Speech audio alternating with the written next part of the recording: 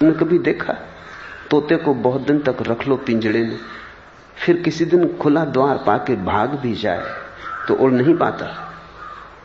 पंख वही है, उड़ने का भरोसा खो गया, हिम्मत खो गई।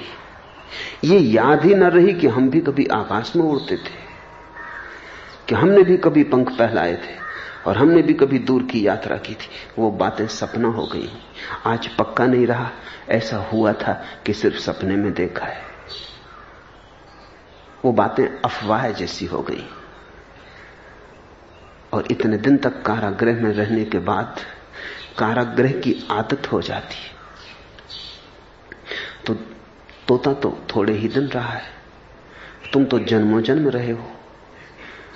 बुद्ध ने कहा तुमसे मोक्ष की बात करके तुम्हें शर्मिंदा करे, तुमसे मोक्ष की बात करके तुम्हें इंकार करने को मजबूर करे। क्योंकि ध्यान रखना, जो व्यक्ति बहुत दिन कारागृह में रह गया है वो ये कहना शुरू कर देता है कि कहीं कोई मुक्ति है ही नहीं। ये उसकी आत्मरक्षा है। वो ये कह रहा है कि अगर मोक्ष है तो फिर मैं यहां क्या कर रहा हूं, मैं नपुंसक यहां क्यों पड़ा हूं। अगर मोक्ष है तो मैं मुक्त क्यों नहीं हुआ हूं। फिर सारी जिम्मेवारी अपने पे आ जाती।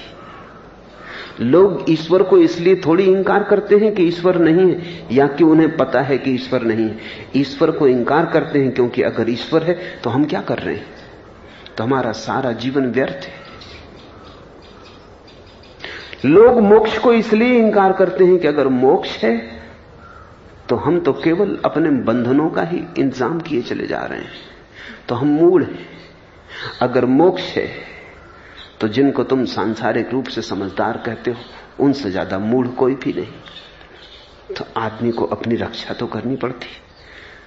सबसे अच्छी रक्षा का उपाय है कि तुम कह दो कहां है आकाश, कहां है मोक्ष। हम भी उड़ना जानते हैं मगर आकाश ही नहीं।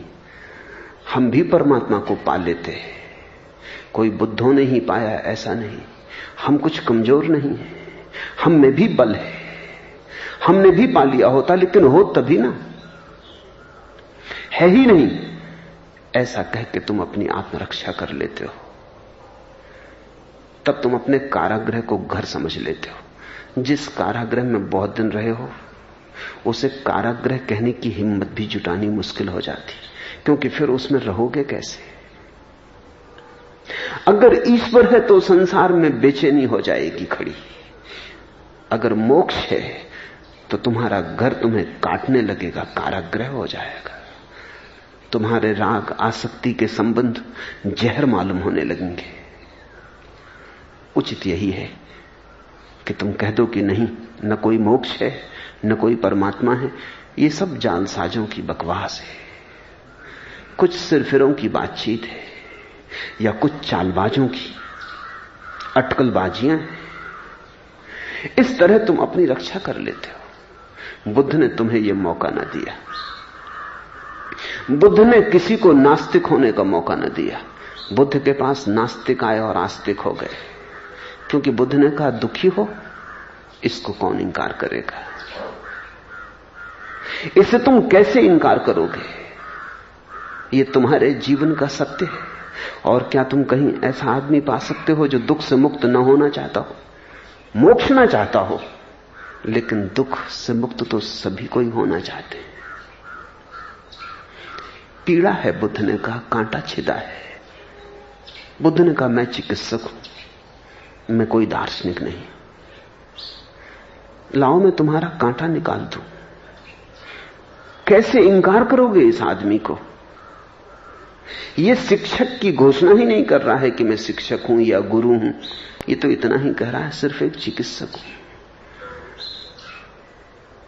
और इस आदमी को देख के लोगों को भरोसा आया, क्योंकि इस आदमी के जीवन में दुख का कोई कांटा नहीं है। इस आदमी के जीवन में ऐसी परम शांति है, ऐसी विश्रांति है। सब